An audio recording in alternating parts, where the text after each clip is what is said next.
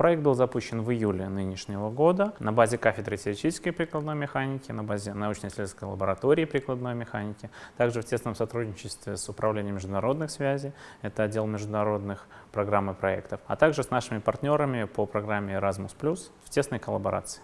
Основная и главенствующая цель проекта — это разработка инфраструктуры и среды, стимулирующая инженерное творчество, а также способствующее созданию новых рабочих мест для молодежи, для наших студентов, для наших магистрантов, опять же в тесном сотрудничестве с производством, с промышленностью и с другими нашими партнерами. Данная лаборатория создавалась для того, чтобы студенты поняли концепцию создания модели от идеи к производственному образцу. У нас на балансе есть лазерный резак, так называемый лазерный гравер, 3 3D принтера, расходный материал, пластик или так называемый филамент и также 3D сканер. У человека есть какая-то идея, он создает геометрию на компьютере, далее он обрабатывает ее в специальных программах для 3D принтера.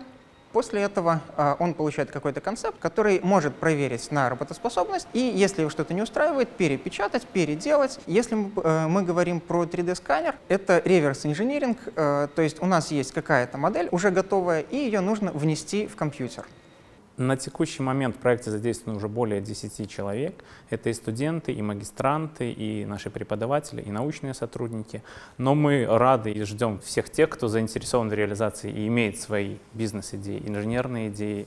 FabLab предоставляет широкий спектр возможностей для студентов и магистрантов БГУ. Я работаю в FabLab с его открытия, пользуюсь функционалом для улучшения качества моей магистерской диссертации.